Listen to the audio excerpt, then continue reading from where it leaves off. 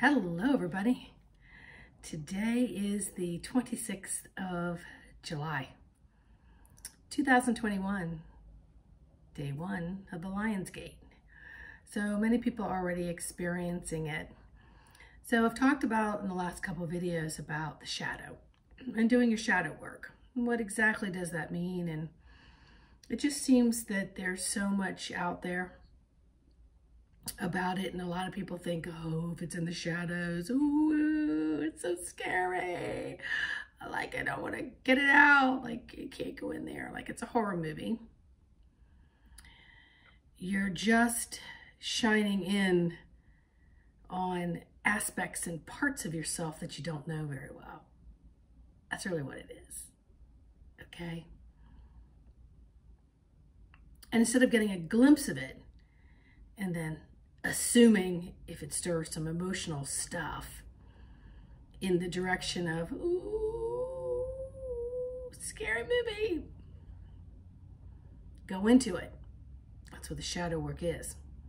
It's like, go into it, be with it, allow it to unravel, allow it to share information with you. And depending on how long that shadow's been around, might be that you got to revisit it more than one time. So when you're walking down the sidewalk and you see this big, huge image of yourself, which is your shadow, it's so much bigger than your actual physical self, right? Are you scared of that? No, because you're familiar with it. So let a lot of these things come up. And if it's physical pain, go into that. Say, oh gosh, shoulder, you're really hurting. And you've been reminding me of how grateful I am to have you. And apparently I have stored some shiatsu in there. And I need to go in and retrieve you. Okay? So that my shoulder could be more free. And shiat is another word for you know what, and it's also another word for shadow, because people just want to call it their shit work. It isn't shit work. It's actually powerful shit. So you can move mountains through that shit, just so you know. So last night I went to an art show in a gallery of some people that I know, and he was showing his art, which was a lot of hearts. A lot of heart work. So I called it heart art, is what I called it. So on the first wall, it had a big heart, and through the middle it had a sign that said, fuck it to hell. Okay? And it was described as this anger that needed to come out. So that's what came out, and that's what got put on the wall, big heart with fuck it to hell. Across from that came out a heart with sex, S-E-X, because he explained that he's a sexual being. And then the next heart was the I love you heart. So he figured he needed to soften it up with that because of the contrast of that. So in my energy, geomagnetic, electromagnetic self, this is what I observed with it. And that was, there is this shadow side that some people are going to place as friction and fear. So you're getting a lot of F's in there. Okay, maybe that's why I use the F-bomb. I don't know. And if that comes up and out, then, oh, then we need a counterpart to it, something to soften it. So if we go into the second chakra, where a lot of the unexpressed, repressed stuff gets stored, and of course, the second chakra represents the sensuality, the sexuality, which doesn't mean intercourse, okay? It means creativity and expression of one's love to all things, all right? It was interesting how the artist felt compelled to got to own that. I got to own it, and I got to put it on the wall. I'm going to start there. And then I'm a sexual being, so I got to own that, and I got to put it there. And then I'm an I love you being, so I got to put that there. And that, of course, all to him counterbalanced everything. So anyway, in my energetic realm of intuitive thinking was, it's the rage. People associate rage with anger instead of saying, hey man, it's all the rage. It's like, it's all the rage. So I equated it to two things. One was a very powerful river. And there are parts of that river that are running rapid. And it's raging at certain times, depending on the flow of water that's been delivered somewhere around that river's body of being fed. And then there's parts of the river that are just steady and rhythmic. And then there's parts of the river that are just kind of standing still. Same thing with the body. Blood flows through the body. And then in certain parts of the body, it's kind of In other parts, it needs to But when it gets back up to this heart center, it has to rage. It has to run through there. It has to be purified. It has to be cleansed. And it has to come back out. Just like the parts of the rapid river that have to go super fast because the water's being cleansed on the rocks. And that's what gives the appearance of the, massive forces too. So you all get the picture of what I'm saying. Everything is of rage right now. And it's rave, wave, rage. And it's all your interpretation of what you're putting on the word.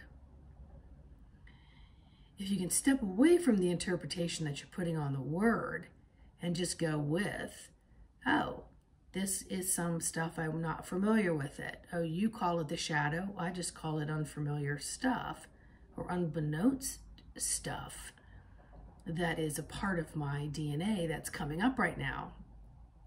It's coming up to be cleansed and released. So it's going to take some rapid work, and it's going to take some raging work, and it's going to take some nice smoothie wavies, right? In saying that, every little thing that you're doing, if you can remove yourself from all these labels of polarity, well, if this is good, then this over here has to be bad. And if this is out of balance, then I have to balance over here. So there's just all this bubbling up of stuff. And lots of times when we don't know what's bubbling up, we get fear. Fear turns into anger because it's all the same vibrational straight down, okay? So if we can look at it and meet it for where it is and just really go into it and go, okay, where is this? What is this? Where am I putting it in my body? And how can I get the circulation going and say, thank you. You're no longer of service to me. Wow, aha, whatever it brings to you, let it go. Don't let it any longer be a siphoning hitchhiker. All right? Because it will siphon consciously and unconsciously, and most of it is unconscious. And it's the unconscious part that we go into that we have the resistance because like, oh, it's coming up, oh my gosh, So some of those waves are, and some of them whoosh, and some of them are like rapid, okay? So let it just flow how it's going to flow. The key here is to stop, drop, sit, breathe. Stop, drop, sit, breathe. Connect with the breath. Connect with the life energy force that flows through your body that would not be your body without that connection to breath. Allow it to come in and show you by quieting the mind, slowing the body a little bit, introducing more of a cascade of all the neurotransmitters that invoke and then see where these pathways lead you, and ask your guidance team to illuminate all the pathways and thank them for brightening up the spots on these pathways of this journey that are a little bit dim. Okay? So you're illuminating, bringing in energy light force too, illuminating for clarity so that you can see, feel, be in touch with all your senses, and then go, you know what, that's got to go.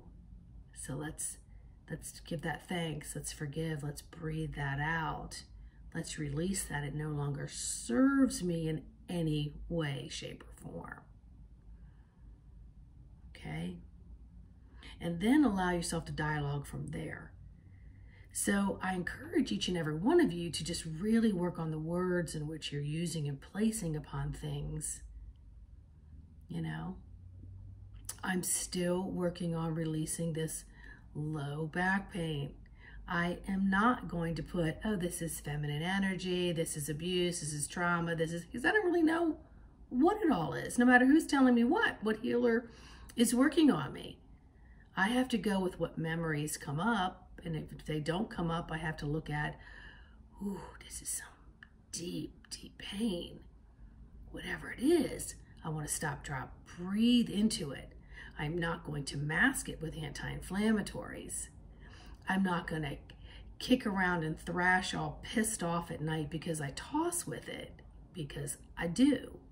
And last night was one of them. Up, down, in, out, roller on the floor, tennis balls on my back, snap, crackle, pop, doing yoga poses, you name it. And I'm not walking around like, oh my God, I need to sleep. It's like, okay, I gotta go with this. I just need to unwind with it. Could I have popped something?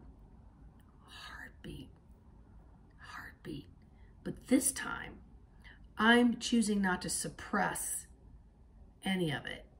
And so if I'm driving and it just feels like I'm gonna bust a kidney or something, I just breathe into that quadrant, breathe into that area, creating more energy flow and setting my intention for that to occur in hopes that I am bringing things up to the surface. I don't necessarily need to get a microscope out on every little thing that's coming up to come out. Because if it's lifetime after lifetime after lifetime, and I've lived a number of decades on this lifetime, I might go, no, this is just too much damn work. I'm not doing it. You know, I'm going to need a couple months in the Himalayas, you know, just, or Belize or some, you know, Machu Picchu or someplace in the jungle where I can get primal with it. Instead, I've got to live my daily life in a city full of static and craziness, because it is Washington, D.C., folks.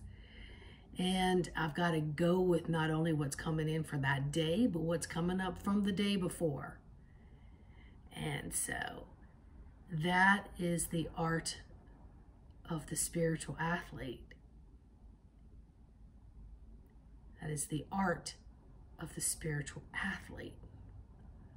The spiritual athlete is going to go into it, and it's going to work with finding the skills and then honing them in order to get from one spot to another spot as a champion or a master of what's happening.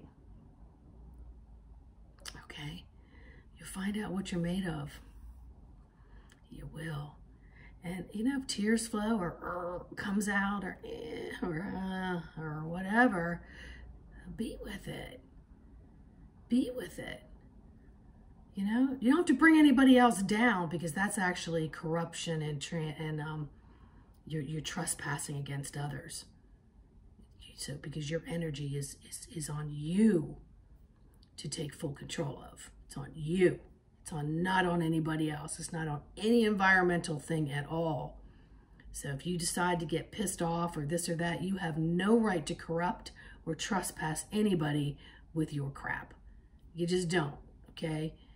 Your job here is to learn your lessons, trial and error, keep going, learn them, keep going, relearn them, keep going, and just allow this loop until you're like, oh, look at that.